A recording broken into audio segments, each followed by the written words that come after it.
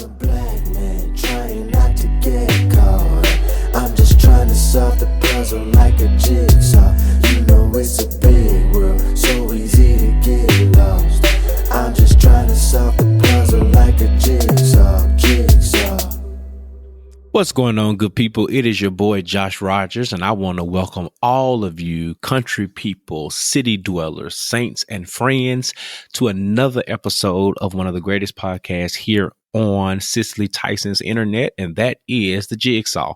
You know how we do it. We are a bunch of people trying to figure out and navigate this crazy puzzle piece called life, and that is the puzzle piece, the jigsaw. That's what it is. Where we talk about the perils, the praises, the productivity, and the pomp and circumstance of being a Black millennial in America. It is the ghetto sometimes, but I would not trade it for anything else in the world. How y'all doing out there? Y'all good? I know things are crazy still. I know unemployment is high still, and coronavirus is still out there doing their thing, and because we won't act right, numbers are spiking and all of that. But I just want to make sure that y'all are good, that you're maintaining self-care, you're doing everything that you need to do, to remain well and sane in these uncertain times, in this crazy environment. I want to check in on something specifically before we jump in the show in this little intro part that we do. Have y'all been keeping up with these versus battles? I know there was one with John Legend and Alicia Keys, and more on Alicia Keys later in the Billboard. But I heard it was good. Heard there was a lot of piano playing, and it was vibes or whatever. I just did not have the capacity to watch that one. I felt like it would be a snooze fest, but I heard it was good. Then I heard there was who was it? Jada Kiss and Fabulous was on the other night. And from what I understand, that was dope too. A lot of people got to reminisce on college and high school or wherever you were in life when most of their songs were popular. And Fabulous and Jada Kiss had some bops. I just wasn't a major fan, especially not big of a fan enough to sit down and to listen to them for hours on end playing music back and forth. Was not going to happen. But I hope y'all enjoyed it. I hope that it brought the peace, love, and harmony and all the other good stuff that all the versus battles has brought us. But I want to just check in because I know that is something that we've relied on, the power of music in these crazy times while we've been quarantined. Well, most of us have been quarantined and staying in the house, side-eyeing a few of y'all. But I know that it's definitely something that we've been using as a means to recalibrate and to just reflect on when times were a little bit better, when we can be outside and be in real concerts and music festivals and all that kind of stuff. Because you do know here in Atlanta, like summertime is music festival time. Like there's literally a festival, not necessarily a music festival, but just festivals. There's some type of festival every single weekend. And man, we are missing out. But neither here nor there. No need to dwell on what could have been great this summer. We still have a lot of great stuff ahead of us. I believe that the year is not going to be a total waste bucket. I'm holding out. I'm hoping against hope for that, y'all. So somebody hope with me. But anyway, let's get into our show. We got some good stuff to talk about. Super excited about our living room conversation. I brought my brothers with me. We're going to have a conversation on daddy issues. I'm calling it officially daddy issues, but it's a fatherhood forum. So let's get ready and go into that. Let's go into the Bless Up Report. Yeah.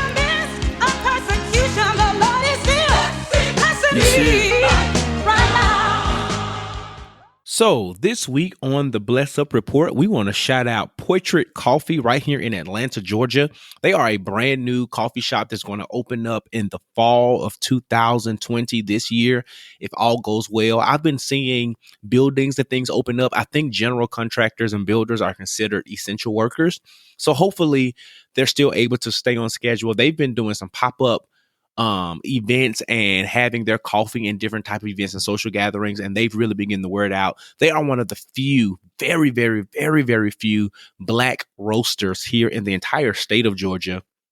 They're going to be opening up their shop in the historic West End, over there where the AUC is, and that's home to Morehouse, Spelman, Clark Atlanta, ITC, Morris Brown ish. So it's a really dope area, and I think it's going to create a vibe in that area that is going to attract, of course, those college students. We love a good place to have a cup of coffee and to study and to create our own ambiance and environment there. So I'm pretty sure there's going to be some dope stuff going on that will cater to that community. Another part about it is that I love that it is a Black-owned coffee shop entering the West End, because the West End is going through a gentrification process. So we all know what that means.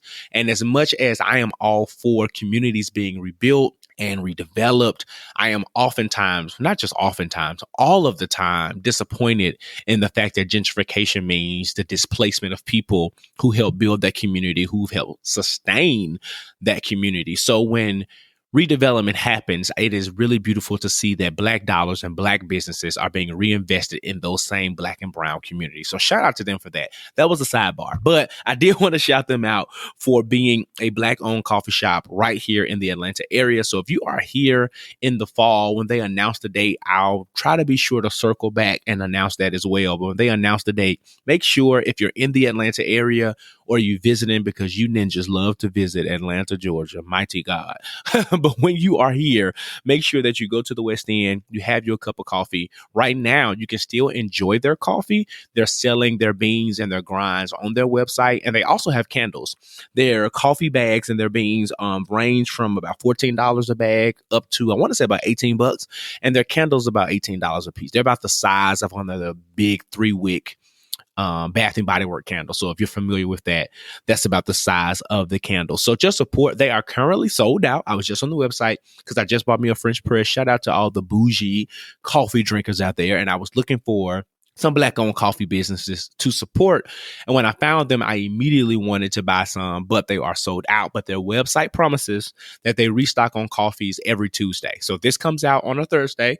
So on Tuesday, bring this podcast back up, write you a reminder, do whatever you got to do, and make sure that you support this Black-owned business from these three Black men: Marcus Hollinger, John Onwuchekwa. I probably destroyed your last name. I am so sorry. And Aaron Fender. So those 3 men are the co-founders of Portrait Coffee ATL. They're doing great things. Cannot wait to see how you impact the community and the coffee community and the greater Atlanta area by what you're doing. You're already doing a dope job. Keep doing it, man. Bless up to y'all. Let's go directly into the billboard. This week in current events, our current president, number 45, Agent Orange, Donald Trump. He's rumored to drop out of the race if the current polls do not increase. And, I'm not surprised by that. He's a childlike figure. So it does not surprise me that he is a sore loser, because current polls have Biden winning the election upward of about 9 points or so in most of the polls. And this is from like conservative based polls, the more liberal ones, all of that kind of stuff. But that we can't get too excited. So let me pause for the cause right here. We can't get too excited and feel like that we have nothing left to do and that we have this thing in the bag, because a lot of the polls in our last election had presidential hopeful, my girl, Hillary Clinton, up in a lot of areas, and we see how it turned out, right?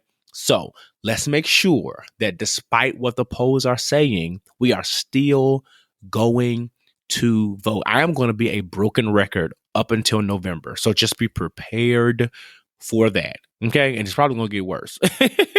But no, Donald Trump is saying, and it was a trusted source allegedly in his party that communicated with someone in the Republican Party, and it was reported on Fox News that if the polling numbers continue to decline, that he would drop out of the race. I don't necessarily think that is true, but it would be very interesting, and it would not be surprising at all. I think that would be the ultimate blow to the Republican Party. And as a vice president, Mike Pence, I would assume he would step up and run, but I definitely don't think people are going to vote him into office. So do what you will with that information, but that's what it was. Donald Trump, of course, and his team denied it, said that it was fake news, even though it came from Fox. He said Fox has always reported fake news and blah, blah, blah, blah, blah, and all the crap that he always says about the media and the news outlets. So again, do what you will with that information, but that's what's supposed to be happening. So we all know about the tragic death of Breonna Taylor, right? Super sad, super messed up, especially how it happened. And we're still yet demanding justice. Do not let up, people. But we're here to talk about this little attorney general guy, Mr. Daniel Cameron, who says that he will not be pressured by the likes of celebrities, people like Beyonce. I think it was a specific tweet or meme that I saw, to go and arrest and convict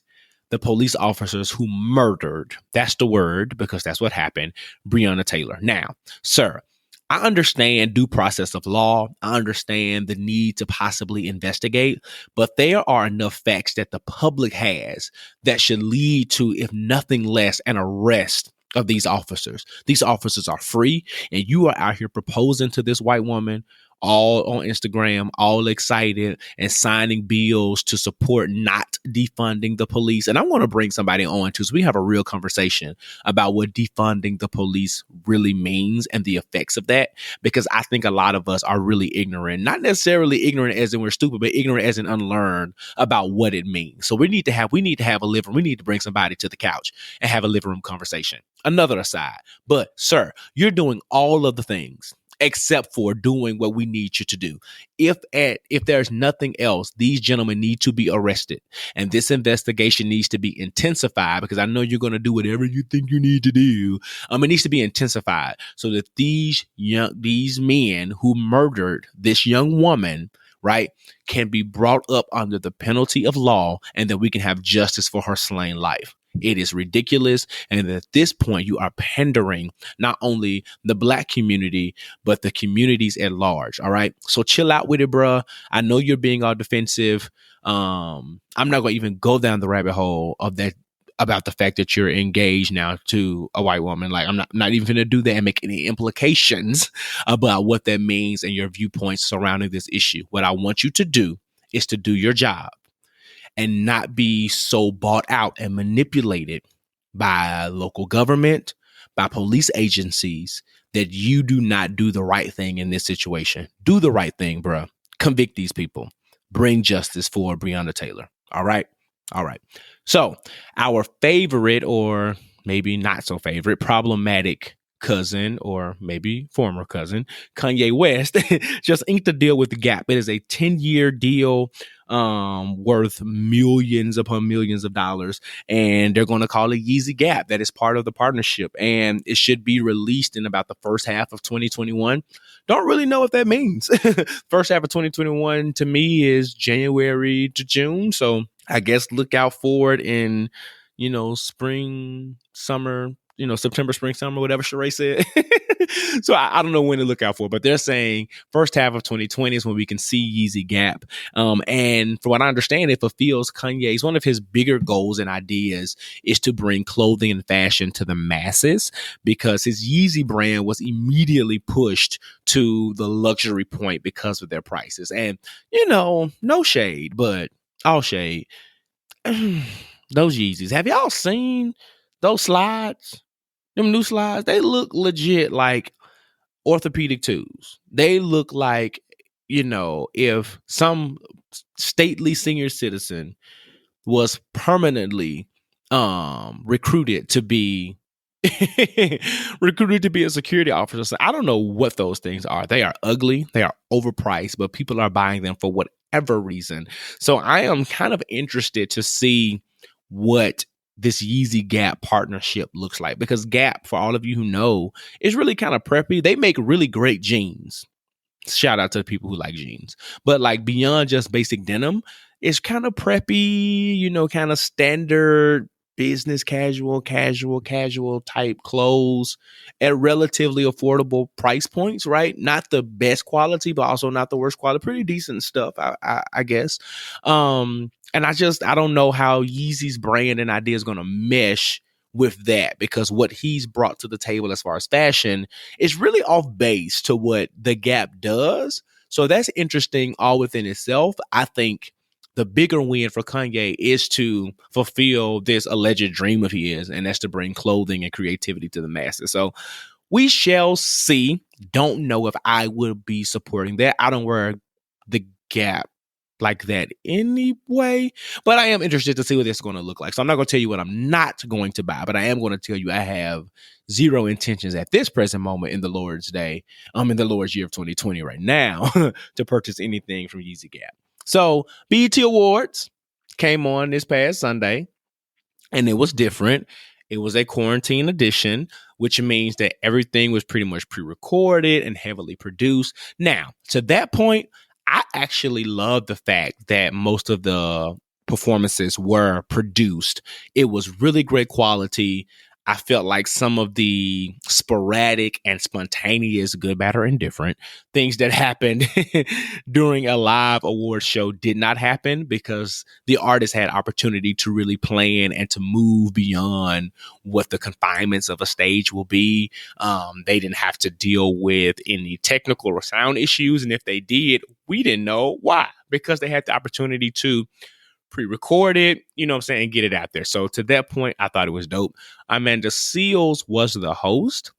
And Amanda, I'm not a fan of Amanda Seales. That's the best way to describe my feelings toward her art, or style of comedy and commentary. She was okay. She wasn't like funny. I still say what you want to say about Monique. She was by far the best host of the BET Awards in history. It just goes down from her praises and montages to Beyonce, just to her jokes, her relatability, everything about her in those moments were great. So I don't think anybody's going to measure up to the goatness of what she is and was to that award show. But Amanda Seales she was kind of underwhelming, but she was Amanda Seales. So if you know anything about her and, her art and her comedy and her commentary, then, you kind of knew what you were going to get into. But, she was all right. There were some really great performances. Megan the Stallion from Houston, Texas. The hottie gave it to us. Now, I'm not a huge fan of this new song. It's okay. Let me take that back. The song is okay. It's okay. Let's just stop there. The song is okay. But when she went into the Savage remix, she danced, she did her coin Magnes and all that good stuff. Great performance. Really good stuff. Kiara Sheard did the gospel performance for us, and she brought her mom, legendary Clark's sister, Karen Clark Sheard. They brought down the house. Really enjoyed their performance. And, I really wasn't a fan of that song per se, but that performance kind of made me listen to it again. I'm like, okay, I'll give this album another try. Her latest album. Anderson .Paak, though, man, his creativity and what he brings to music is just great. And I really don't have words. The man is just like talented. He is a musical savant, so to speak. And I just love his approach to culture, his approach to society, and how he infuses all of that in his music. And he's so artistic, and the musicality that is presented when he performs and sings and just presents is really dope. It's really dope to see how he evolves, and I'm really interested to see how he continues to evolve as the years progress. Summer Walker gave us a pretty decent performance. I was not, she's not the best vocalist, but even though the BET Awards were not live, I think she sang live from her little set thing, and I was underwhelmed. People like cape for her and her vocals, and I just don't know why, because those vocals are just, she's a standard kind of everyday 21st century R&B vocalist, nothing spectacular about it, but I ride with her a little bit. But she sang one of her, her popular song, the one that she has with Usher. I think it's called Come Through. I want to say it's called Come Through. I know the song, I just can't remember the title of it. But Usher came through and sang for us, and they did their thing together. That was dope to see. And Beyonce got the humanitarian award. She was there. Technically, I'm using air quotes right now. And I'm gonna tell y'all now. Y'all know Beyonce don't come to these BET Awards. Y'all know she don't. Y'all know she don't. And when she does appear, she's usually there by video or virtually anyway. So this is the closest y'all gonna get to Beyonce being at the BET Awards in a long time, because you can't give her the humanitarian award 2 years in a row and make up stuff for her to try to be here. So, but it was dope to see her honored for all of the work that she does in the community. I don't think people understand that she really gives back. She is really philanthropic. She uses her dollars and her voice for good. So that was dope to see that they honored her And side note to that, she has this, I think part of her deal with Disney is the Black is King film or visual music video, whatever it's going to be, that she's releasing. And it just looked captivating. That's the word I would use. I'm not going to say that I am 100% excited about it. I think it's going to be dope. I was more intrigued than I was interested. And that's because the visuals were just so great, right? I hope that makes sense. But we're going to be looking out for that. Yeah. Jennifer Hudson. Jennifer Hudson was loud. What was awkward about her was that opening of her song when she was playing the keys, and she was like, you can tell she learned those 5 or 4 chords to be able to play in the movie to like she's playing the piano, probably like Aretha Franklin. But they kept zooming in. And I'm like, why are they doing this? She's just playing a couple of chords. And this is nothing worth highlighting and recording. Stop. But even in her loudness, she sang at those BET Awards. And a lot of Jennifer's performances lately, I have been underwhelmed because she's been really pitchy and she's just been screaming for the sake of screaming. But she did great justice with Young, Gifted, and Black. And it made me a little excited to see what she's going to do in the role of Aretha Franklin. Say what you want to say. The queen picked her personally, and she's going to do it. And we know what she can do as far as an actress, right? So I don't think that she's going to disappoint in that way. And the girl can sing, so I think it's going to be good. Excited to see that. I want to say it's slated to premiere in December. In theaters, probably not. We'll probably still be quarantined by then because y'all don't know how to act. All right. And last but not least with the BET Awards is Mr. Wayne Brady. Sir, I understand that on BET's show, the Soul Train depiction or whatever it's called, when they're documenting or created a series about real life Soul Train, that he plays Little Richard, and that's probably why they pulled him to do the tribute.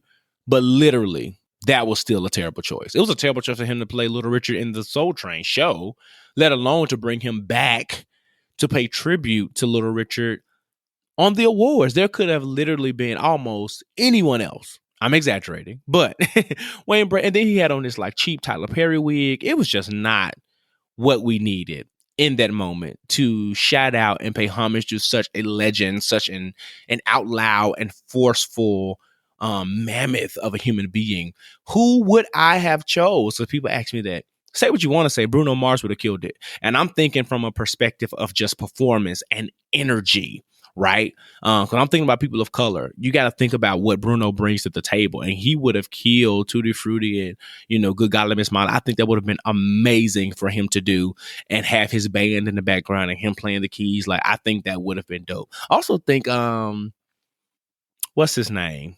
Acts like Prince or mimics Prince. You can tell he studied Prince. Miguel, yes, because Miguel has this kind of rock star androgynous thing about him as well that I think he could have brought to the table and done a really good job. And if we're being honest about it, just vocally, I think the queen of tributes, Fantasia, would have done an amazing job. And it has nothing to do about her being a woman and, Little Richard being a feminine or anything like that. I think in previous honors and tributes that we've had, men tribute women and women tribute men. And in this particular thing, they could have done a multi-artist thing and allowed Fantasia. She would have like her growl and her grit to singing, what she brings to the art would have been dope.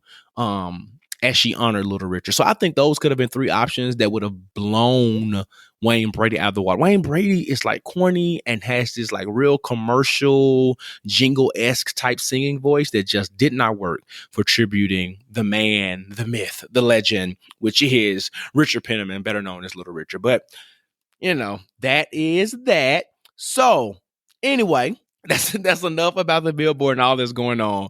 Let's go directly into the meat and potatoes, like we like to call it. Grab your drink, grab your snack. Let's go sit on the couch and let's head to the living room.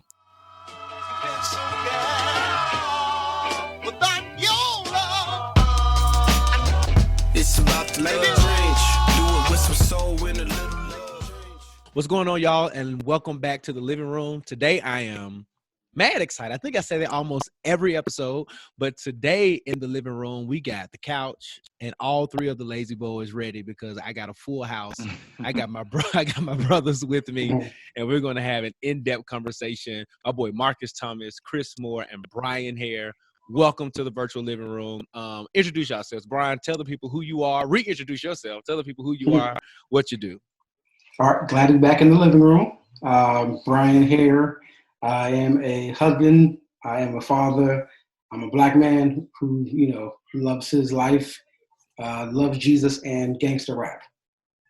And his mama black, his wife black, and his daughter black. That's what he Everybody said. black. Everybody black. My president is still black. Chris. My name is Chris Moore, aka Light Skin Huncho. In my mind, um, that's what I do. I'm a first time guest on here. I ain't been in here twice yet. This is my first time, so I am losing my virginity on the Jigsaw podcast. Okay, all right. All right. Cherry has been popped forever. Lord, we can see how this gonna go. Marcus, introduce yourself, man. Hello, everyone. My name is Marcus Thomas. I am also a husband. I'm a father. I'm in full-time ministry. I'm a business owner. I am a community leader, and I love everything New York rap. Unapologetic about that. All right, so y'all see who we got in here. We got one problem child and the light skinned dude, but it's gonna be a great conversation.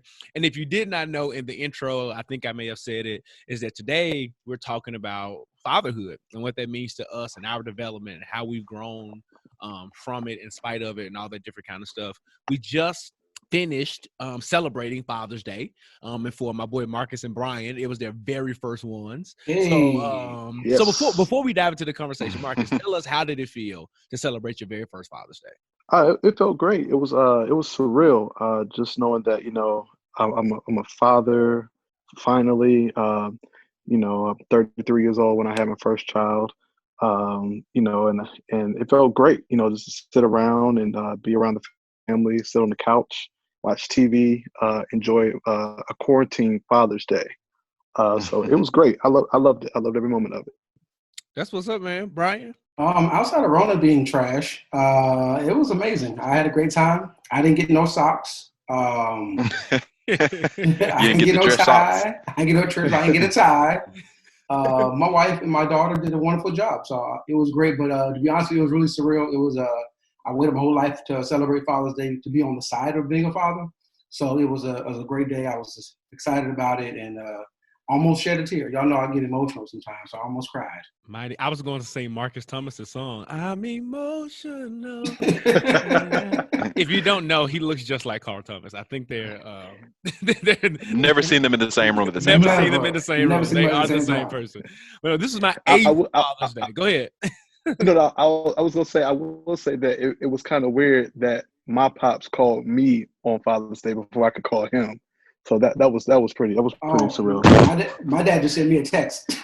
I don't have that testimony. At 11 o'clock. At 11 o'clock. We gonna get into that later. This was my eighth Father's Day, and it was, by the time you get to this level, it's just like, thank you, children. I get on my face. That's the gift. It is the gift of peace. Oh, you want peace and quiet, So let's dive straight into the conversation. Chris, let's start with you, man. Just from like the beginning, what is your definition of a father? Well, considering I have one on paper, my definition of a father would be someone who's a very present help. I guess that's what we say in the church. Of trouble. Yeah, a very present help.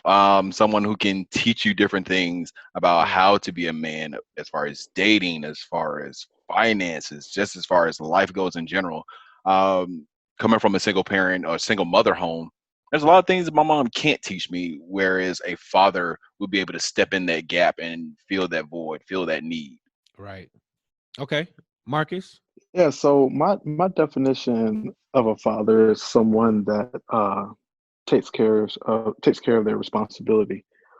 That's there not just from a financial standpoint, but not just there from a physicality standpoint, but someone that's there emotionally, that's there every step of the way, good, bad, or indifferent, to take care of their responsibility, take care of the child or children. So yeah, that's my definition of a father. Bryan, anything you want to add to that conversation? I think they said it. A man who is there for his family, for his children, and teaches them what to do, how to do it. So Couldn't add too much to that. Yeah, that's like I would agree. I remember when I first we first found out we were pregnant with Josh, and I was a senior in college, and I was talking to one of the administrators there at Morehouse. I don't know why that's funny. Well, I do. Talking to an administrator there at Morehouse, and he was like, "Man, he trying to put me on game as if on one end I appreciated he wanted to give me advice. On the second end, I felt disrespected that he automatically assumed that I didn't have a father, because he was like, I want you to be everything that you always wanted from a dad. And I was like, oh Lord. And I immediately responded. I said, I had everything I wanted in a dad because my dad was there. He was like, oh, JB. He was like, oh yeah, like JB Rogers. JB stands for nothing. Yeah, so like, I mean, I had a really great dad, and I do know that unfortunately sometimes that's an anomaly in some circles, right? Everybody doesn't necessarily have the privilege of having their father in their lives or in the home, and I know that that is a privilege that I sit in. I think we talked about that, me and you, Brian. It's just that sometimes even as Black people, we have our own privileges, and it a lot of times influences how we navigate life. So with that being said, Brian, like, how was the relationship or lack thereof, like give us the story, influence your growth, your relationship with your father? How did that influence your growth from a boy to where you are now as a father? Okay, so me and my dad did not have a great relationship. My parents were married, got divorced when I was young. Parents, didn't get along, so of course that made things a little difficult as far as So we went over the house on the weekends and stuff like that. My dad moved away to like Alabama, which is where my grandparents are from. And after that, I want to say I was like in 6th, 7th grade, so we had no contact really until right before I got married in 2010. So we'll say over 10 years we didn't have a conversation. So that's what our relationship was. So I would say, I grew up fatherless. That would be my and it may, his feelings may be hurt if he hears this, but I grew up fatherless. Let me say that. Okay. So that was my background. But I guess to answer the question, our relationship influenced my life because I kind of had other individuals who were in my life that kind of helped me out to be who I am. But I also knew what I wanted to be and who I wanted to be based off of the absence, if that makes any sense. Yeah. Yeah. Marcus, you talked about your dad even texting you first. So what was the relationship between you and him? So I kind of have like a weird dynamic. So the first probably 19 years of my life, I did not have a relationship with my biological father. I call him my pops. I was raised by my stepdad. He was in my life from the time I was 5 up until I was probably 26, 27 years of age. Yeah. So the first part of my life, I really didn't have a relationship with my biological father. I knew who he was, didn't have a relationship. Life happens. And so then around the time I was getting ready to graduate from college, he and I started to build a bond in a relationship. And so then a few years after that, because of some decisions that he decided he wanted to make, my stepdad and I had a falling out. So now he and I don't even have a relationship. So like we don't speak anymore. But now my pop and I, my biological father, like we're thick as thieves. We're super close. Like if you didn't know our story, you would have thought that he's been in my life my entire life. So I had to get to a point to where I forgave him for everything that happened when I was a child. And we don't even speak on it anymore. We don't even bring it up. It in my mind, it never happened. So that's kind of where my relationship with my father is now. So like we have a great relationship. We talk all the time. He's active in my life and active with my daughter, which is his granddaughter, with my wife, so like since that time we've had that conversation and I forgave him, it's been perfect, no issues. But having that duality of the person that raised you is no longer in your life anymore, and the person that gave you life at first wasn't in your life anymore, or what wasn't in your life from the jump. As a father, for me, it's caused me to want to make sure that my daughter never goes through the things that I went through as a child. And so, like, I always said, like, even if I had a child out of wedlock, like, I was going to be there for that child. I wasn't going to let the child experience the things that I experienced growing up without knowing my biological father. And yeah, so that's kind of just how it influenced me, and it makes me always want to be there for my daughter through anything that she's going to go through in life. Okay. And I would even, it's interesting because I kind of have the same dynamic as both Brian and Marcus. One being that for Brian, he said his father, they didn't really have a relationship for a long time, whereas Marcus' father wasn't present in the beginning, but now they're good. So mine is similar, whereas my father and I, we were close maybe for the first 13 years of my life. And it wasn't close to where it was like undeniable bond. But it was to the point where, like, when I see you, it's love. We're good. We can hang out. We can do the Braves game. We can do the Hawks game. We can go to WCW and watch some wrestling. But then after 13, he actually got married, and the conversation literally just like stopped. Like, we weren't around each other. We weren't in communication at all. And even today, it's a funny dynamic because he texted me not too long ago, a few months ago. But if you ask me about, are we on that portion where we can talk about Father's Day? Yeah, go ahead. So the funny thing is, on Father's Day, I had it in the back of my mind that, okay, I'm going to text him today and tell him Happy Father's Day, but I didn't do it. Mm-hmm. But guess who I did text on Father's Day? My old pastor, Arthur F. Mosley. Okay. I gave him a great text message. The bishop designate. Send him a message. Thank you for everything that you've done. Even some of the things that you taught me has impacted me greatly in my life today. But even to this day, like, those have set with me, and here we are.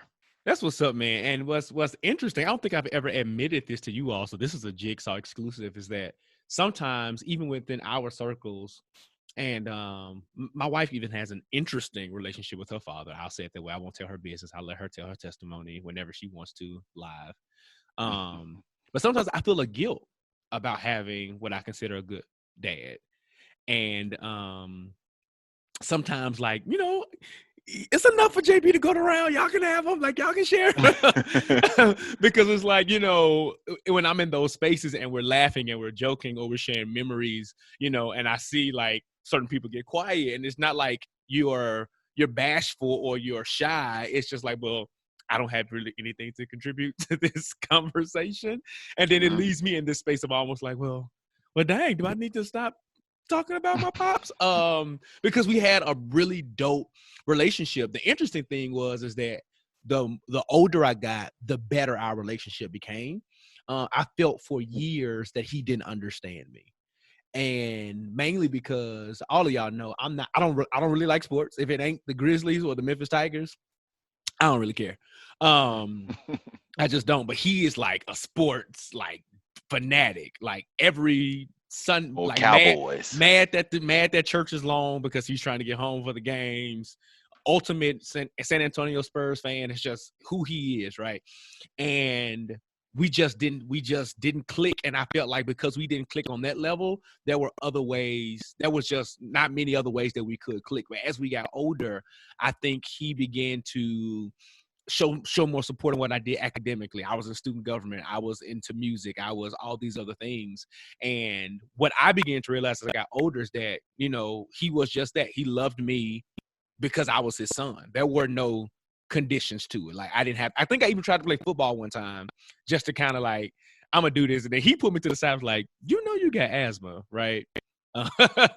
You will get like knocked into this ground just so you know what you're getting yourself into.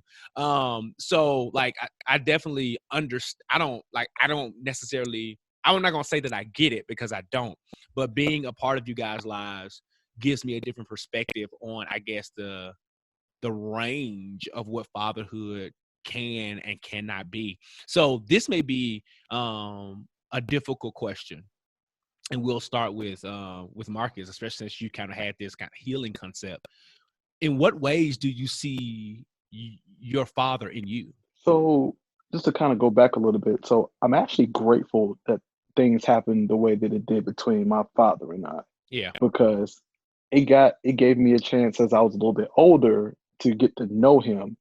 And because the reason why I reached out to him was like, hey, I want to have a better relationship with you, because I was at a point in my life where I was trying to find out why I was the way that I was. And I knew the only way for me to find that out was to go back to the source. And so once I started to build that relationship with my father, I realized that in a lot of ways I was just like him, like a Mm-hmm. likable person, very respected, never meets a stranger, that someone that's passionate, is caring, someone that loves sports. And so the crazy part is that although like my father and my mom, they at the time they weren't on a level to where they was communicating. My mom never talked bad about him. And my mom used to always tell me, she was like, you're so much like Troy. She was like, it's scary. Like, you're just like him. Like, you're a stand up person. Everybody loves you. You get along with everybody. She was like, you're just like him. And so, even with my mom having that disposition Yeah. and never talking bad about him, made it easier for me to want to get to know him so I can find out, more about who I am, who I was at that time as a young man. So I see myself in him in a lot of ways, like my work ethic. We always gonna work. We always gonna go get a check. And just like I say, just being respected and just being that stand up guy. That's how I see myself and my father. That's what's up. Chris, is there I anything you see? I see my personality in my father. Mhm. When we did hang out, everybody knows him, and I think when I go out, like a lot of people just know me for a multitude of reasons. But I definitely see my personality. Um, are we in the trust tree? We in the trust tree? I'm gonna put myself out there. Yeah, we're here. Um, my mother has always said that she sees me drinking like my dad because he likes the Crown Royal. Okay. So Mm. I have, Oh taken a gosh. liking. I've taken a liking to Crown Royal, apple, vanilla, peach. I sound like Shirley Caesar. Beans, greens, potatoes. Yeah, I like all those flavors. So I definitely see that in myself and our love for sports. But that's about it. I don't see anything else in my father because I don't see him. So Got you. Okay. Okay. Brian. Um, I don't know. I really don't know. I can't even Yeah. say there's something that reminds me. My mom says it all the time, but I can't look at him and be like, oh, I do that like him. Sadly, I don't know. My mom says we have the same temperament, same personality, same moody behavior, but I really can't say that I know or can identify something that I feel like makes us similar. And an interesting thread about all three of your stories is that your mother has said, you're this like your dad, right? So specifically, I'm gonna start with Chris. mhm. Um, is that frustrating, or has that been frustrating to be like, I'm so much like this dude? One, if I'm so much like him and you love me, why y'all ain't still together? Or two, maybe like, um, why doesn't he want to be around? Why isn't he around if we're so much like each other? Like what were those thoughts or what were those feelings growing up? Growing up, it was like it is what it is. Mm-hmm. I never had any resentment towards him. Still don't to this day. I love him. I love him for who he is and what he did for my life. But as far as like when my mother would say things like that, I never felt a type of way. It was just like, Yeah. too bad he couldn't see it. My thing has always been flipping things from a negative into a positive. Um, since he's not here to see my growth and my development, that's something that he missed out on. Mm-hmm. I mean, you as a father have to live with your that you haven't been able to see your child grow from just someone who was in his mom's womb to now I'm married and speaking into existence that next year on Father's Day I will be able to say, "Hey, I'm a father." So that's something that he's just going to have to miss Hey, out on. That's something he's going to have to deal with. So that's his loss, not yours. Yeah, basically. Marcus, did you feel that? Did you feel some kind of way that you were, raised by one man, but always being told you mirrored another? So no, I wasn't really told that I married another until I got older, like Okay. into my early 20s. And I think the fact that I didn't grow up with any resentment, it was because of the way that, if my mom ever felt the way towards my father, she never said it in front of me. Hmm. And I've always grew up with the idea of I'm never missing anything, because God has given me something to replace it.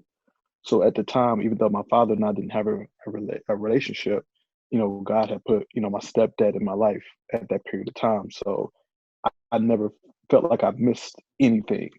And even so now, from back in 2009 when my dad and I started to build our relationship, even after we got the chance to get to know each other and everything, I still felt like I didn't miss anything because it's like, we're building something special and beautiful now. And I believe that God does all things well. So everything happened the way that it was supposed to happen. So I've never felt like I missed anything. Yeah. So if y'all haven't picked up already, we are all like brothers and closest and best friends or whatever. So this next question is gonna be one that, I have previous knowledge to. All of y'all married women who had pretty good relationships or great relationships with their fathers, right? How how has that influenced, I guess, how you respond as a father or even as a man? Brian specifically, because Lauren is a daddy's girl. She's the only girl, and she brags about her pops, consistently. So Brian, specifically to you, man, how has that influenced your relationship with, with your daughter, new daughter, 8 months old, right? Um, it's interesting because I'm gonna say this: my father-in-law is the best man, like one of the best men I know, one of the Yeah. best people I know. So the it was I'm glad that my wife has a good father because it allowed me to also have something to strive for. Okay. Um, so it made me be a stronger husband. Um, but also my wife can really appreciate the father I am because she feels that she has a great father.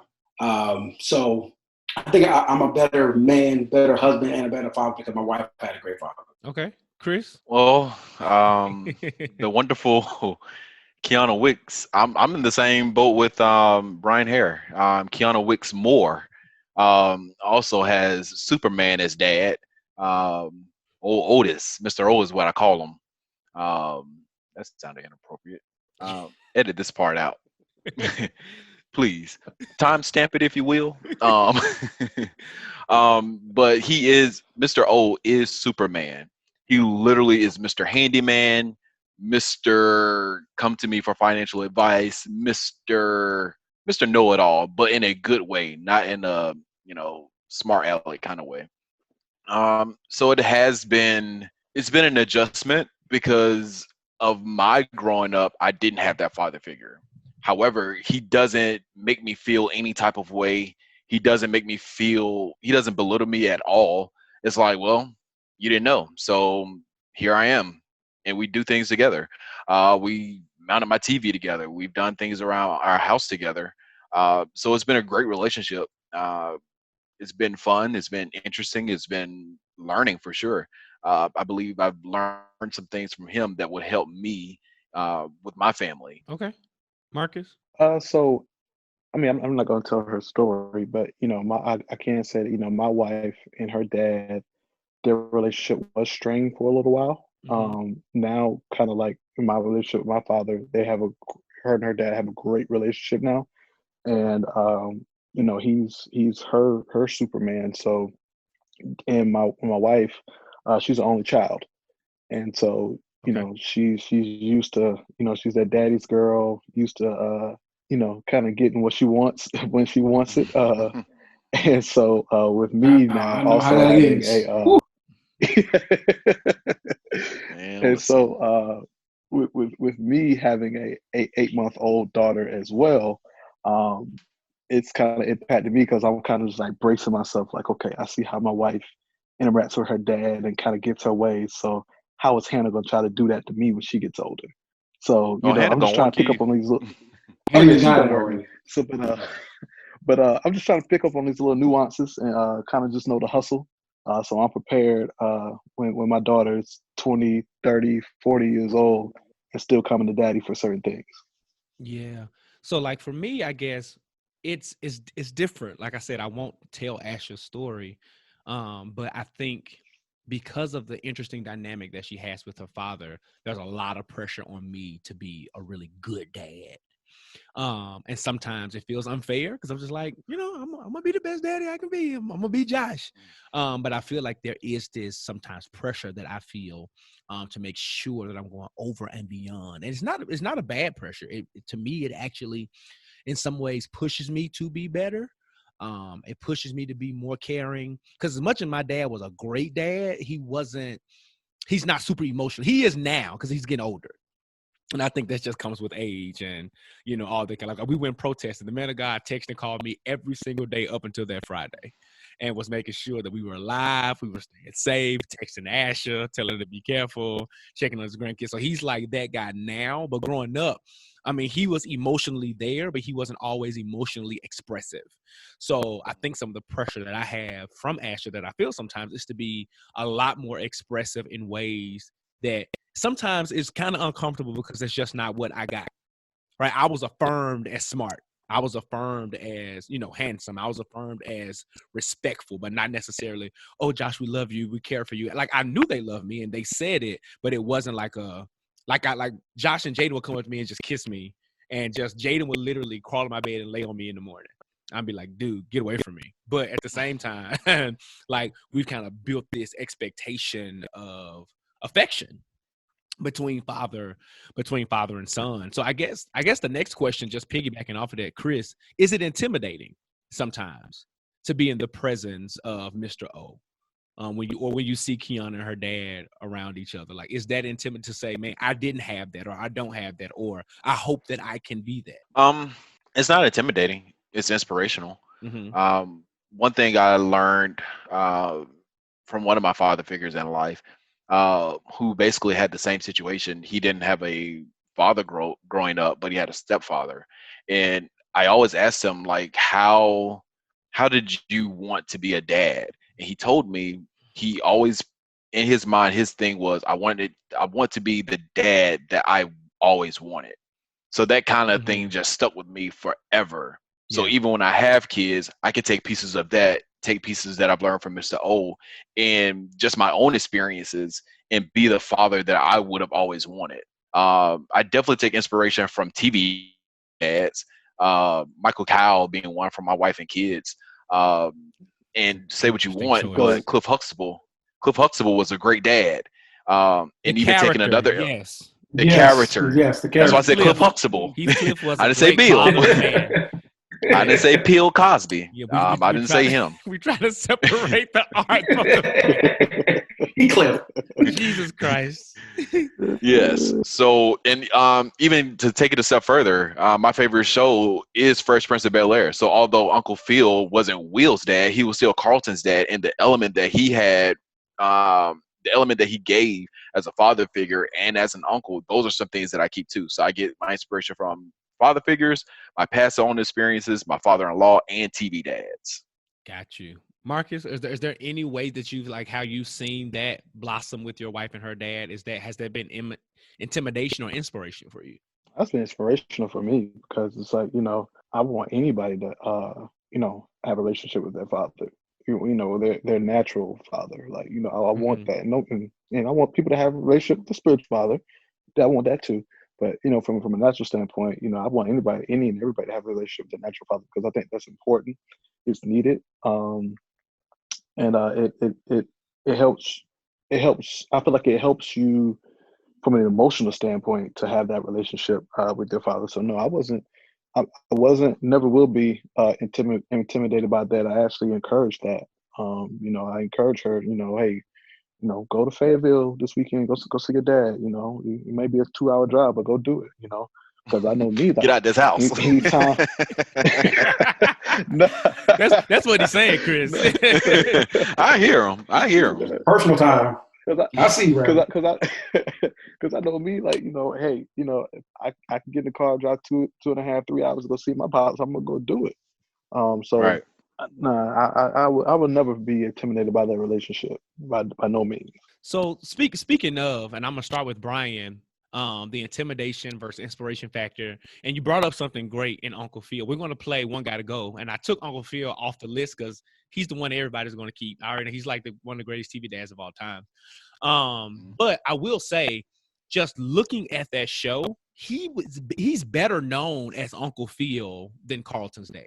So like if you really think about it, like, I mean, we know Carlton was there, but you know him as Uncle Phil, and mainly because the show was centered around Will. But you like, it's kind of interesting that ain't his dad. He had 3 whole kids, and his like the premise of it definitely wasn't his daddy, right? The premise of how he existed at all really was all about him being a really great uncle, more so than him being a really great father. So like, let's really, like, Bryan, let's talk through like that concept of, I guess, surrogate fathers, this whole father figure, and what role they really play in like in our lives. I actually had an Uncle Phil. My mom's older brother, my Uncle Lewis, he was the person, like he was like the person that stepped in when I needed this surrogate the most. He was my football coach. He was my basketball coach. He taught me about, on the last time I was on the show, on the couch that is, talking about blackness. He taught me about blackness. He taught me about African history. He taught me about just everything about being a man. He was one of the only men that I actually respected or would listen to. So I had an Uncle Phil, and even to this day, if I go to California, I'm going to stop everything I have to do to go by his house. Or if he called me right now and say, hey, I need X, Y, Z, I'm going to stop everything that I'm doing to make sure he got what he has. If I ever, made $1 billion, he's getting a bit, he's getting something, you know what I mean? Like, he's that guy who has been super clutch in my life. I love him to death. Like, I can't say anything negative about him. Like, he was just the person that really took me under his wing. Man, spent so much time with me. I just love him. So I had Uncle Phil, and I think that's important to anybody to have if you don't have your biological father there. Other men, they don't got to be dating your moms. They don't have to be your uncle. They can be somebody there that can step in and be your father, or be a mentor, or be somebody you can look up to. So I had that in my Uncle Lewis. And that means a lot coming from Bryan, because y'all know Bryan don't like authority. At all. He don't like taking directions from nobody. At all. He can tell me, and he can tell me something right now. I'm like, okay. Interesting. And I guess, Chris, you kind of said it without saying it, that you had the moment. You just said you just had your moment on the jigsaw that Will Smith had in that infamous scene. Like, he missed out on my stuff. That's his fault. Like, you just had that moment maybe 15 minutes ago. If you rewind, right? 15. So the question that I want to pull from that for you specifically is that did that lack of, I guess, biological parental presence, did it make you intimidate, or not necessarily intimidate, that's not word, resent manhood or men at some point in your life? No. My mother raised me in the church. So fortunately for me, I had an outlet.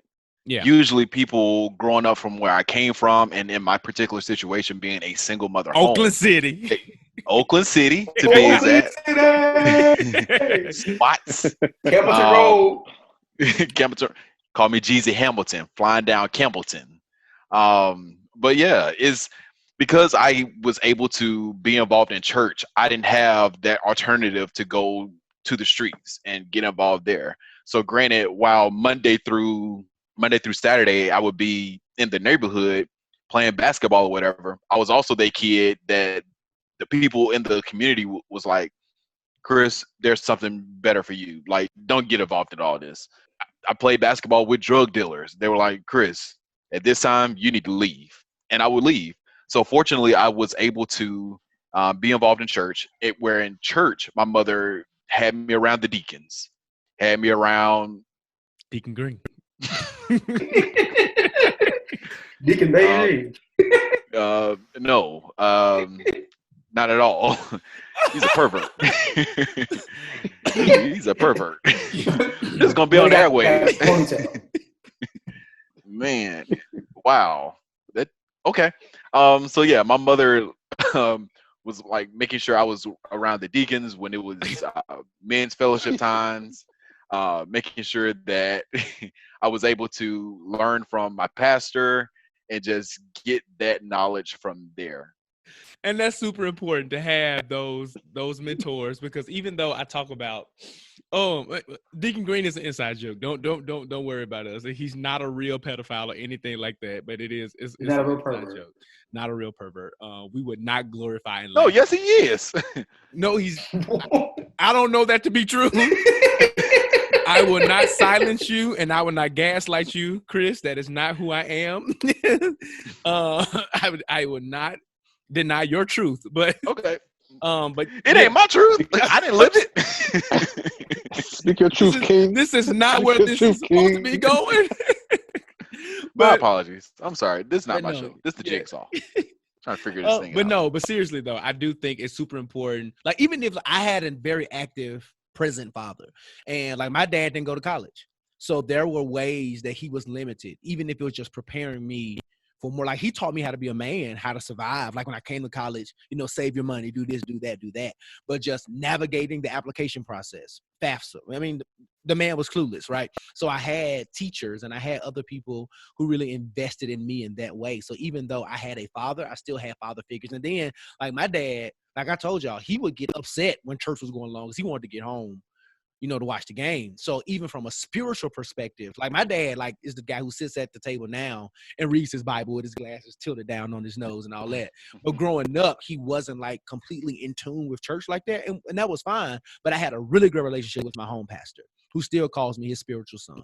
And I can still rely on him for some really foundational truths. So I think it's super, super important, regardless of, whether you have a present father or not, what I'm saying, to really be to really seek out and have those other kind of father figures, because they can really fill spaces, right, that you need. It helps us to be evolved in a certain way. Speaking of evolving, Marcus, how have you seen the shift of fatherhood evolve over the years, right? So, like, even in television, we see characters like James Evans, who's like, go get the belt, I'm gonna beat you, all that kind of stuff, super prideful, all the way up to the Andre Johnsons on Blackish, who are very emotional and, into self and, kind of not James Evans. Let me say it that way. So, like, they're two totally, completely different ends of the spectrum. And then between there, we see Cliff Huxtable, we see Carl Winslow, we see Pop Wayans, who is a character out within itself. We see all these versions of fatherhood.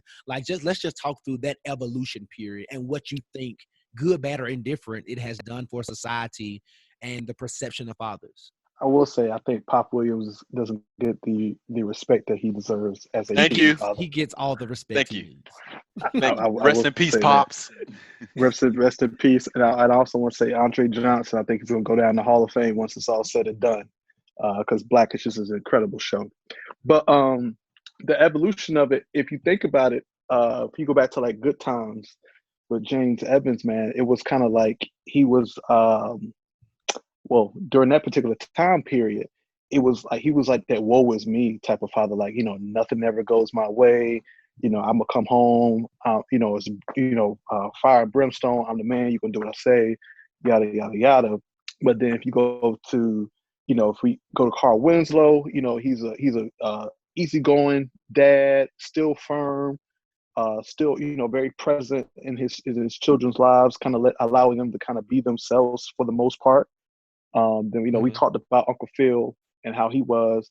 But then if you go to the Andre Johnson, it's kind of like, okay, cool. I got to be cool and hip to keep up with my children, because so much is changing in the world. You got social media, you got all these different things going on. So I got to be cool enough to where my kids will want to talk to me, so I could be still be present in their lives and be able to keep up with them. So I think that's kind of like how the evolution of the father is changing. Even now, it's like, we got to be here. We got to know what's the new rapper that's out, or what's the new new TikTok thing that's going on, or whatever the case may be. It can't be that we're in our 40s and 50s and we're just old and stuck in our ways. No, because the world is changing. So we got to be able to keep up with those different changes that's going on. So we can know like what our kids are thinking, because so many kids these days are dealing with depression, dealing with peer pressure. and all these different things. And if we're not quote unquote hip enough to where our kids feel comfortable enough to come and talk to us, then we're not going to know anything that's going on in their life, because having conversations at the dinner table is non-existent these days because everybody's on the go. Mm-hmm. So you got to be able to have some sort of connection with your child in 2020 and even beyond, because by the time, like I said, my daughter's 8 months. By the time she turns 16, the world is going to be changing even more so than it is now. So, and when she's 16, I'm gonna be 50. So I gotta stay on top of my game and try to keep up with what's going on, so I can still be, relevant to what's happening in her life at that time. Can I just pause and thank God that by the time that I'm 50, my kids will be grown, like grown. Like when I'm 40, Josh will be 18. Jaden will be 15. And we will be, young in our prime and not worried about these little raggedy kids. But no, that's wait kind of late to sell more Royal Oats. Listen, the things were sown for me at 21. 21. Shot that club up. But no, let me say, I was sowing them. I was sowing them, but they wasn't being watered. Oh, Jesus Christ. Lord. Trust tree. Plan B. And we're moving. For breakfast. But no, I think pancakes. I think you said some great stuff, and that was like this: how the evolution has shifted, and even though we've seen it on TV as well, like the progression of fathers. So, Chris, I'm gonna throw it to you because you sometimes exhibit performative behavior on social media. Do you think that? I don't even know how to take that. I thought I'd throw that little shade in there. But no, seriously though, is there a pressure though, seeing like the Andre Johnsons, like that's kind of the most recent Black father that we have on television? Is there any pressure? Because you see him do a lot of performative things. Like I think he genuinely loves shoes and stuff like that, but a lot of the stuff he does is for show and to be the cool dad and to not be blah blah blah. So do you feel any pressure to, like, once you have a child, to be like, I'm gonna be the cool dad on the street, I'm gonna be Mr. Chris or Mr. C, like all this kind of things? Like, is there any pressure for you to like perform once you become a dad? So I am naturally dramatic. I am True. Extra. However, Very at true. the same time, one thing that I can identify with myself and Andre is that he has this battle within himself of, because he grew up rough, but now he's made it. They're in the nice house, they're in a nice neighborhood. So I feel like that would be my struggle more than anything, because I already know I'm going to be the cool dad. I'm just a cool guy. Okay. So my battle just comes in like me growing up in the struggle, quote unquote, versus my kids not having to and being exposed to so much more than I had growing up. So would that create an issue? Would that create some type of not so street smart, whereas they get they'll get common sense, they'll get book smarts, but when it comes out to just being out in the world, would they know how to maneuver and operate? That's where I see my pressure. And let's take it a step further, Bryan. Like, are you, I guess, somewhat, concerned about Brooklyn not knowing like hood life or the streets, or, you know what I'm saying, anything that you like grew up with? Brooklyn gonna have the West Side Connection playing in the car.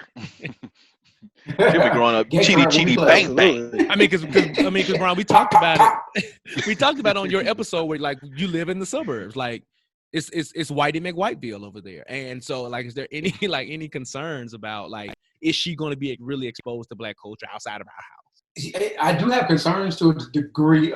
So me and my wife, we super Black. Our friends are super Black. Yep. But the environment that we live in is not super Black.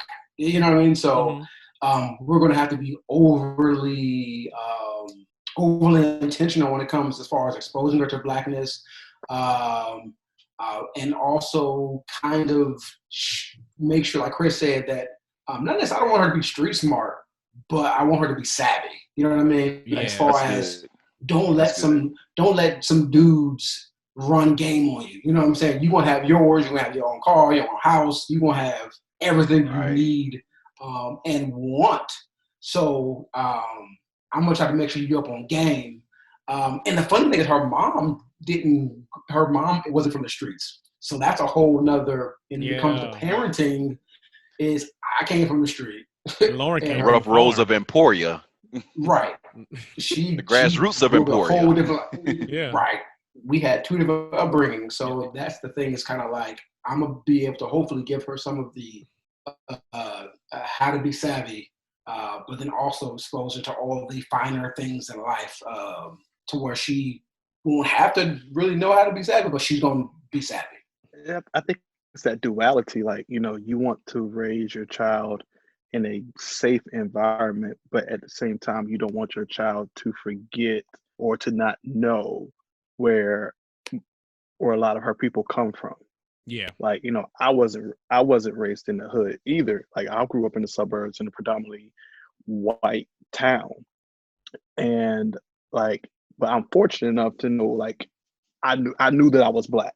You know, I still had, you know, the opportunities to kind of experience, you know, some things that some of my friends were some of the areas my friends were growing up in that was rough. Yeah. Like, you know, my aunt was the executive director at a community center that was in the roughest neighborhood in Spartanburg, South Carolina. And so I used to go and hang out with her there. And so like I got to be in the hood, but I wasn't of the hood per se.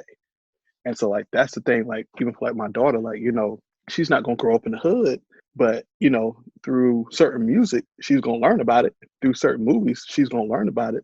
So like Bryan said, so like, you know, she won't get hustled. She won't get hustled when she's older. So I'm gonna give her the game. Like I'm gonna take her out the country. I'm, you know, so no little dusty little head little boy didn't try to hustle her by taking her to Miami thinking that she's having a vacation. Joker. Like no, like going to Atlanta for the weekend. You're going to Atlanta for the weekend. No, you did that. She did that already as a child. Like she's my goal is, you know, to buy her the Gucci and stuff like that, so she ain't easily impressed by that stuff. Like you gotta come harder than that. Man, please, that's I ain't bought nothing like that for my own wife, let alone my kid. But you know, but that's what's up. But a wife gotta get that too. Eventually. So. But no, there's low. No, I understand because I didn't grow up in the suburbs, but I didn't grow up in the hood. I grew up in like, for all my people listening in Atlanta, Atlanta's like comparable Camp Creek, I would say, kind of like a decent area for upper middle class Black folk, right? And so my high school was predominantly Black. My mom grew up in the projects, like Claiborne Homes, for all my Memphis people who are listening, like the projects. And my dad grew up in this real small town.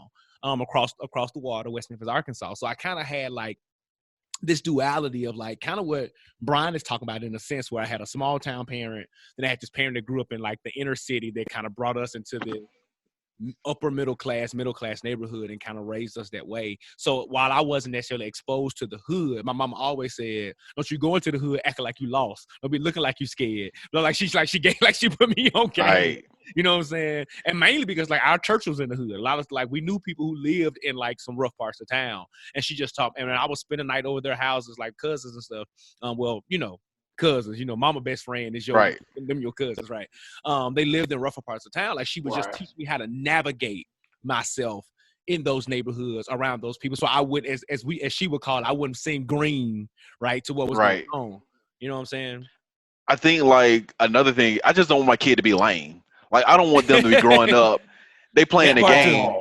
Yeah, like let's just put it out there. We've played games and then we've had that one person like, I've never heard of that, or what is that? I don't want it to be like One Gotta Go and SWV is up there, TLC, In Vogue, and Destiny's Child is up there. I don't want you to be like, who's In Vogue?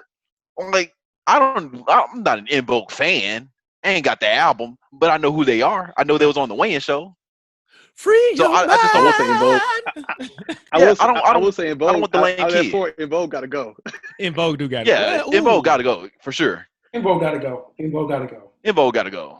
Like, it's a toss-up between In Vogue and TLC for me, but that's not what this episode is about. Oh, no. Okay, never mind. Okay. That's not what this episode is about. But okay. Sounds like we got to play the One Gotta Go again. Waterfalls. Okay. Never mind. We ain't gonna go down there rabbit hole, Brian. But no, I definitely understand, like, because I teach Josh and Jaden specifically a lot of things about Black culture. When Josh did they his ratchet. first, yeah, you know my kids. I call them No Limit Soldiers. When Josh did his first official Black History project, I told Asher, MLK, Rosa Parks, like Harry Tubman, Malcolm X, all those people are off the list. And it does not, I am not discrediting what they did for society or anything like that. But it's more. It's so much more. And they're going to get, especially my kids go to predominantly white, really mixed, culturally diverse schools. And I know for Black History Month, that's what they're going to get. They're going to get this very watered down version that gives them MLK and all that different kind of stuff. And my mom made it a point to make, when I did my Black History projects, it has to be, I could not do the same person the next year, and it had to be somebody kind of obscure. And this year I made Josh do A. Maceo Walker, the first Black millionaire in Memphis. And like I went to that middle school, so it was just so much that I could pour into him about that. And his teacher was like, man, I didn't even know who this guy was. So so to that point, I make it a point to really push Josh and Jaden. Like Jaden would tell you, he'll walk in a store at Christmas time and be like, that ain't my Santa. My Santa's Black. He actually told White Santa at the mall that, because he told Santa what he wanted. And Santa was like, we'll see if you act good. He was like, it's okay. Black Santa gonna get it for me. Like Jaden is Black. Jaden is Black. He knows his Jesus is Black. His Santa is Black. His Tooth Fairy is Black.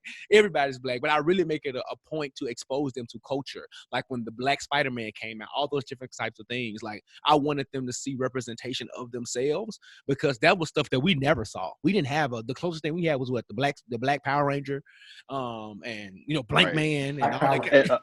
And Meteor Man. Don't forget Meteor Man. Yeah, Meteor Man was trash. Meteor Man. Yeah. But I'm talking about like Meteor Man. major characters that's like box office hits, like Black Panther and things like that. Blank Man.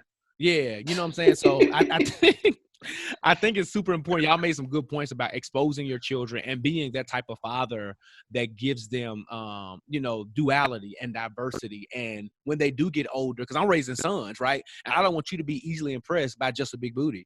You know what I'm saying? Like, look at it, admire it, do all that. But I want you to want more. And I want you, if she buy you a pair of J's or a game, like be like, I used to get J's and games all the time. You got to step your game up, Mom. You know what I'm saying? So like that's like I want, even for my sons, I want them to expect more out of relationships, out of friendships, and how they navigate the space. So as we get ready to wrap up, this has been a really dope conversation. I'm gonna go Marcus, Chris, Brian.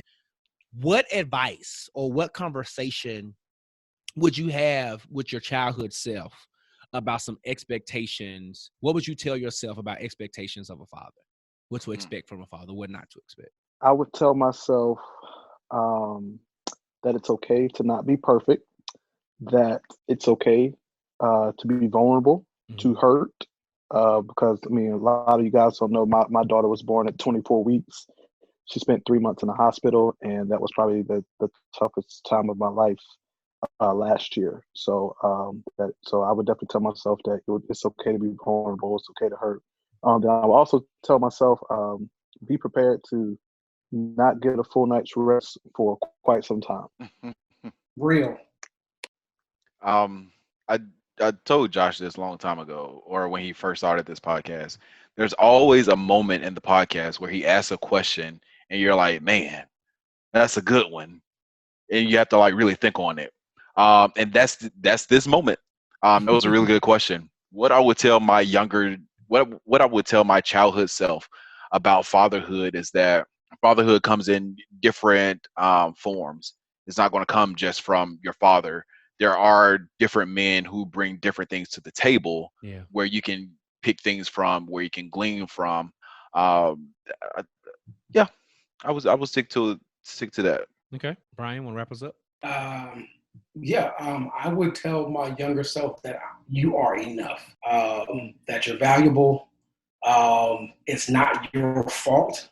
Oftentimes, when our parents break up, you assume that it's your fault, as you're the reason why, your parents broke up. It's not your fault. But then as a parent, I would say, you got this. It's going to be better than you ever imagined.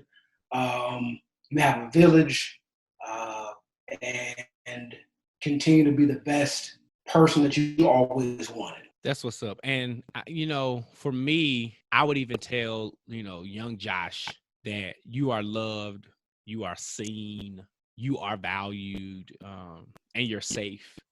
And like I said, I felt like my dad was all of those things, but because he wasn't the most emotional man, it wasn't always that conversation. But we spent a ton of time with each other. And it's just looking back, I saw how I didn't have to, because a lot of times I think, and I talk through this in therapy, and I'll expose this, is that I felt like I had to show them or prove my love through my performance. So every time I brought home those straight A's, like, hey, love me, every time I did something really great. And what I've learned as I've grown, me and my dad has shifted from, we're still father, son. I still respect him, like, to the utmost. But we've shifted more so to a friendship level too. And what I've seen is that I don't have to perform for him to love me. I don't have to perform for him to support and all this, because he's the one gets on me. Like when I write my blog, J-Word didn't come out today. Where's it? He's looking for ways to support and to still be there. Even when me and Asher first got married, we were broke. And when we went to Memphis to pick up our kids after our little unofficial honeymoon staycation, like the first thing we did was add Asher to his family plan, because I couldn't afford to I couldn't afford to pay no phone bill. So just knowing that I had that kind of father who was like, I'm gonna do this even in adulthood, you know what I'm saying, and not hold it over me. Like I need a plan for when y'all gonna, once this money gets right, but at the same time, still being that father, and like me not having to prove or to do anything to receive the love that I needed from him. So we're going to round this thing out with a one gotta go. I've been struggling with a list of fathers to put on the list, but I think I've got 4 who are pretty comparable. I will say I took Heathcliff and Uncle Phil off because I just feel like, Heathcliff as a TV dad and Uncle Phil as a TV dad father figure are just like the upper echelon. Mount Rushmore. You know what I'm saying? They're Mount Rushmore. So these 4 I think gives a little bit more. Yeah. These 4 give a little bit more of some similarities. So we're gonna do it how I've seen it done. We're gonna talk about the 3 that we're keeping. We're gonna, who stays on first, and we're gonna go through elimination. Right. So your 4 choices are Andre Johnson from Blackish. You got Pop Williams from the Wayans Brothers. You got Frank Mitchell from Moesha, and then you got Michael Kyle. Frank Mitchell gotta go. He ain't take care of his kids. He ain't take care of his kids. Dorian was his child. He ain't take care of him. Off top. Okay. Right, yeah. Off top, Frank Mitchell gotta go. Okay, why? He was a deadbeat. He had Dorian and then had somebody pretend like it was somebody else's child. He can go. Okay. Wait, I would take Robert Townsend from Parenthood before I took Frank Mitchell. Ooh. You know what? That's probably a good one, yeah, too. That's actually a good one. Yeah. Yeah. I think I would too. I probably would take Carl Winslow over Frank Mitchell. If we're just talking about, we're talking about dads, Chris, not the show. I know you don't care for Family Matters. We're just talking about fatherhood, right? Like, I'm not putting Carl Winslow in there because he didn't look for Judy, and he's a cop. Now that was poor writing. They ain't got nothing to do with Carl. Judy lives matter. Judy. Next time we saw Judy, she was in an X-rated movie. You would not all lives matter this fatherhood conversation. All strong. Ain't going Carl Winslow. I think when you take, because in comparison to the rest of the 3 fathers, Frank Mitchell just don't compare. He just don't compare. I mean, Pops gave you that toughness, that sternness, but still in a funny, loving way. Yeah. That still made him relatable to his sons. He definitely talked about sex. He definitely did. He definitely did. Even with the mother that we never saw. Favorite gift. Pops is Brian's. That's his spirit animal. And then Andre Johnson, Andre Johnson is just cool. Like he's just that cool dude. Like he's swaggy. Michael Kyle. Who's Michael, and then Michael Kyle. That's in my my mind, Michael favorite Kyle TV is dad. one of the goats. It's the goat. He's the goat. He's the He's GOAT not a of goat. TV dads. He's not a goat. He's not. He's Excuse not me? a goat. He's I don't think he's a Michael goat. He's good Kyle. though. He's not a goat. Michael Kyle. Yes. Michael Kyle is up Yeah. there. Michael Kyle was insecure. Michael Kyle was immature. Michael Kyle was the essence of what I would not want to be in a father at all. Outside of maybe how he disciplined his children in a creative way, but beyond that, he was more goofy and minstrel than he was like even a great father. And I said that he was a jigaboo of dads. If we're going to really go there. Oh my God! My stars. The gall. Frank Mitchell may have been a deadbeat, but he wasn't putting on blackface. But okay, Frank Mitchell was good to he was good to Moesha and Miles. He just was terrible when it came to Dorian. He just played that situation all wrong. Go ahead, Chris. Unclutch your pearls. Can't believe you said Michael Kyle. The reason why I love Michael Kyle is because I can see myself being Michael Kyle, just being the way he disciplined the kids. Give yourself more. The way he. I mean, I will be creative like that because I'm petty. Halftime pie. That's petty. Although I know it's going to piss my wife off. That's why I do that anyway. At this point in my life, you either going to be mad at me or divorce me. Pick one. You're going to stay with me. So you just going to be mad. So I can live with that. And I can see like some ways Michael Kyle is just like, okay, whatever. He ain't it. Like I didn't like the way that he treated Junior, but at the same time he did give affirmation to Junior at times after the baby. I think that's where it really came in. Mm-hmm. But before that, you didn't really see it. He's goofy. He's silly. He has a interesting relationship with his wife. I like Michael Kyle. Out of all these people, Michael Kyle staying. Everybody else, yeah. Well, one got to go. Frank Mitchell. Everybody else can stay. I mean, I agree. I think if I had to, it's hard because I don't really like Michael Kyle, and then I could care less about Frank Mitchell. So it's really. I feel that. I'm gonna say something different. Dre is present, but he's not present. I'm with you. He shades Junior a lot too. He definitely shades Junior. Like he's like, was one episode where he was like, he realized he didn't know anything about his kids. You're there, you live in the house with them, but you don't know their information. You don't know what they care about. You ain't never participated in any PTA activities. You ain't ever really been present. So, like, and he's more extra than Michael Kyle, if we're being honest. Different spectrums of extra, but definitely very extra. Yeah. Okay. Yeah. Different kinds of because the Wayans in general are just this like tough kind of explosive comedy expression. And I think Andre, Anthony Anderson's character rather displays his extraness through his selfishness and just how he's very performative as well. Like he wants to show up to be the glam dad, and that's really it. It's not like he had a lot invested in. To me, fatherhood. I mean, because he visibly pointed out favorites, like Zoe, he openly said, "I love Zoe the most," and the way he treats Junior, and the way they just have no expectations for the young twin. What's his name? Miles. Miles. That's his real name. But yeah, y'all know what I'm talking about. Him. So it's just I don't know. Jack is his name on the TV show. That's right. There he is. So I mean, all four of them, and then Pops is just we see Pops in a real friend. I think we see him in a role where he didn't really have children, like they were adults. So it's interesting to kind of assess his fatherhood against the others. Even though I think he still showed a role as a father, don't get me wrong, but it's just the dynamics on the show versus the others were different. Marcus? He definitely didn't show a role as a husband because we never saw that woman. Never saw her. Never saw her. Yeah, no, we never saw her. I was starting to question if he was even married. Right. Really, like Tommy ain't had no job. The Pops really was he really married? But I think from a Blackish standpoint, I think that Andre is trying to kind of figure out how to still keep his Blackness, but raise his kids up in the white bubble. That's my issue. Because he has a marketing techie type job.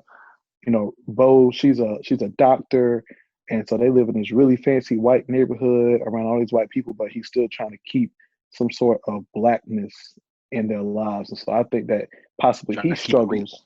Yeah, and trying to keep it real. So like he struggles with that, by it's funny, like a few minutes ago, my wife and I was watching an episode about the importance of going to the black barbershop. So like he tries to take his kids to the hood to the black barbershop to get the haircut. And so they'll know what that experience and what that life is like. But at the same time, it's kind of like, but all Junior's friends are white. Like he has white Right. people that he grows up around that he knows. So I don't know. It's just weird because I kind of see myself in that because like I say, I grew up in the suburbs. When we moved to Georgia, I lived in Swanee. If anybody knows anything about Georgia, Swanee's in Gwinnett County. It's all white people. So I kind of get it. Lily white. Lily white. Lily white. It was voted one of the best places to live in 2003 in the U.S. Jesus Christ. So it's lily white. Yeah. That's before body cams and social media. Hello, somebody. Because I'm sure there were Hello, church. nooses galore in Swanee, Georgia. Shouts out to Bubba Wallace. But no, thank y'all, brothers, for joining me in the living room, man. This has been super, super dope. Definitely going to get y'all back to have some more crazy conversations. Y'all can see some crazy conversations. But let's wrap it up. Tell them where they can follow the you. G-rated version. How Chris, Marcus, Bryan, tell them how they can follow you. How can they connect with you on socials and all that good stuff? I am on Instagram, Real Chris Moore. I'm on Facebook, Christopher D. Moore, and I'm on Twitter, Chris D_Moore. Alrighty. So I'm on Instagram, Marcus_Thomas 86. You can also follow my business page. It's Thomas Consulting Group, LLC. On Instagram, Facebook, I'm Marcus Thomas, and my business page on Facebook is at the Thomas CG. Plug. Yes. If you hit me for all community relations needs, I'm here. I'm your man. Bryan, I am Bryan Haire on Instagram. Bryan Haire on Facebook. I don't have Twitter. You can find me there. My page is not private, so you can just go ahead and peruse and then see if you like what you see, and then go ahead and follow. Oh, you open to the public? I'm open, Reverend. Isn't Bryan an old dad? I don't have the Twitter. My page is don't- public. I don't tweet the young people. But no, thank y'all, brothers, for joining. This has been super, super dope. Can't wait to get y'all back. Let's go into our next segment where we talk about some black men self-care. I am my brother's keeper. Woosah! Woosah. Woosah! All right, y'all, we are in another moment of I am my brother's keeper, and I brought all my brothers back so we can talk about what we're doing with self-care. Marcus, let the people know what you're doing this week for some black man self-care. Oh man, what I'm doing this week for some black man self-care is first thing I do every morning is I ask myself, how am I doing? Always do that.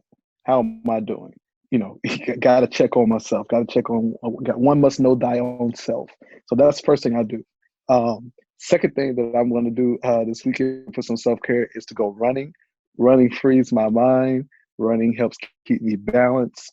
Running is good for my self-care. And lastly, but certainly not least, the other thing that I'm going to do this week for some self-care is I'm going to talk to my therapist. That's very important and vital to my life. Even when nothing is going on, just to have that conversation, because therapy matters. I'm going to pray, I'm going to talk to Jesus, and I'm going to listen to rap music. All that stuff keeps me balanced and keeps me in check. That's what's up, man. And you absolutely deserve. Bryan, what you going to be doing for some black men self-care? I will be on vacation. I think sometimes us brothers, we work ourselves to death. We have the super hustle mentality. So I'm going to take a vacation. I'm going to be on the beach, and I'm going to hang out and just have a great time. That's what's up, bro. We all ain't able to be on the beach and living it up like that, especially with Roland going around. But if I know Lauren to be the sister that I know, y'all are keeping it safe and socially distancing and wearing your mask, and you got my niece Brooklyn all covered and stuff. So that's what's up, bro. Chris, what you got going this weekend, man? Well, this weekend I'm going to get me a haircut. And along with getting a haircut, I am also going to probably get me a facial. I'm also probably going to get me a manicure. Get that dog neutered. I'm gonna get a manicure and a pedicure, and by the time this airs, I will be 34 years old. So it's gonna be a great weekend. Birthday. That's All right, what's you up, getting man. a facial? That's what's up, man. You just In Olive Branch, there's okay. a man cave type salon where you can get a facial. That thing is like $75. They put like lemon zing on your face and all that kind of stuff. That's what's up. That's what's up, man. So this week for me, I think I'm probably gonna take a page out of Chris's book. I probably will go get a manicure and pedicure as well. Just do some self-pampering type stuff because I haven't been able to do it since those spots are back open. I think I'm gonna go in there as with my mask on and all that kind of stuff and just kind of see what's up and take care of Josh for a couple of hours if I can get away. Ashley has family in town, so I should be able to stray away so she can be with family. And then I could be able to be with me and do some male. Be with yourself, brother. Some male pampering. You gotta, if you don't love you, who else gonna love you? Can't nobody love you like you love you. And I'm a believer in that. And on that note, we're going to wrap up. Thank you, brothers, for being here for some Black Man self-care. We're going to wrap up the show. It has been, if you all could see what is going on on these camera screens. Love yourself. The entire Christ. We're gonna wrap this thing up. We're going into the final segment of the show, A Greater Conversation. Let me talk. Let me talk. So we're back for A Greater Conversation. And today I want to talk. I want to have come on in. Come on in. Sit down. Relax yourself. Let's have a conversation. Put your mask on. Leave it there. Do you understand? Apply it gently. Wear it firmly. What is so hard to grasp about this concept? Right? I'm not going to do this. I'm not going to be here long. But I want to know, what is so hard for you all to grasp about this concept of just keeping your mask on? Like, do that. You understand? Like, do that. It is so beneficial for all of us as we continue to interact, as states open up, as things try and attempt to go back to normal. There are proven benefits of a decrease in the possible transfer or exposure to the coronavirus if you have your mask on. Those chances are increased for protection when everybody does it. Okay? Wear the mask.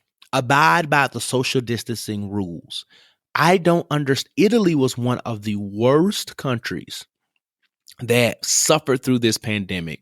And now they are one of the best countries who are seeing results of numbers going down, the curve bend, all that different kind of stuff. America, we over here increasing in one state than some countries are seeing. Like our numbers are higher in one state than some total countries. Like, we got to get ourselves together. Is that mimosa and that brunch and everything that you want to do that important? Like, I get it. If you want to celebrate something, do your little drive-by. Have 4 or 5 people at your home that you trust, you know what I'm saying, that you can celebrate with. But until things are better, there's some type of vaccine or cure or whatever that comes out that is like legit. Until that happens, we need to be taking precautions, because there are people who are asymptomatic. There are people who are, are really susceptible to be able to, to catch the disease a lot easier, more susceptible is what I'm trying to say, than others. And so we just need to be very, very, very, very, very, very, very careful about what we're doing and why we're not adhering to CDC guidelines and why we think that we are the scientists and that we are the doctors. Boo-boo. run your register, okay? Work in your cubicle, sit in your office, mind your business, the one that pays you, okay? Don't try to do the CDC job. Don't try to do the doctor's job. Don't try to be the research fellow with the scientists. No, do whatever you was called to do. Work the work of your hands and mind your business. This is a great time to flex the muscle of minding your business and using that same muscle to putting that mask on your face. Okay? That's all I really want to say about that. And I don't want to have this conversation again because it is unnecessary. And what bothers me so badly is that some of the same people, I'm not going to call out any names or any races, who are fighting for their barbershops to be open and their gyms to be open are the same ones who are not practicing social distancing etiquette. They are not wearing masks. They are not staying 6 feet. My daddy just told me the other day that he had to tell some lady, "Can you give me my space?" And she kind of scoffed at him and rolled her eyes. But ma'am, I shouldn't have to ask you. Most of these stores have clear markers of where 6 feet is. And you can just stand there and wait. Like, you're not getting to the register until I'm finished anyway. So just wait. Just wait. Sitting up on me is not going to make you get any closer to checking out. Standing up on me is not going to make you get any closer to getting your food until I'm finished, especially if I'm in front of you. And if you don't have a mask, your hot, nasty breath is all on me. And I don't know what you're spreading. You're just spreading your corona juice everywhere. And I don't want any parts of it. Okay? I don't want to get sick. I don't want to get the disease. And if you feel like that you have been exposed, please go get tested. There are a number of free testing facilities throughout the United States. The lines may be long. The lines may be jam-packed. It may take you a while. But if you feel like there is some chance that you have been exposed, you're feeling any type of symptom, go. Okay? Make sure you're tested.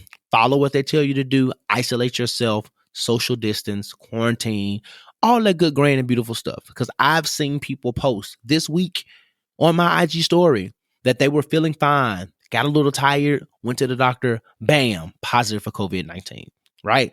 So just let's make sure we're all being careful. I know that the summer was supposed to be ours, and I am still hoping against hope, like I said in the beginning of this episode, that at some point of this year, we are going to walk into some greatness, some joy. I know we are manifesting and claiming our own personal joy, but I also feel like that at some point of this year, we are going to walk into some amazing things. I'm not promising you the best year of your life. 6 months have passed and it's already been a pretty hefty crap show. So I can't promise you that. What I can promise you, or I'm not promising you anything, but what we can do is bind together to try to do our part to make sure that we're fighting against it, that we're doing everything that we can do to remain safe, healthy, and whole, and hope against hope that this year is going to produce and manifest something really great for us, even if we don't see it until 2021. All right. So let's do that, y'all. Okay. Can we do that?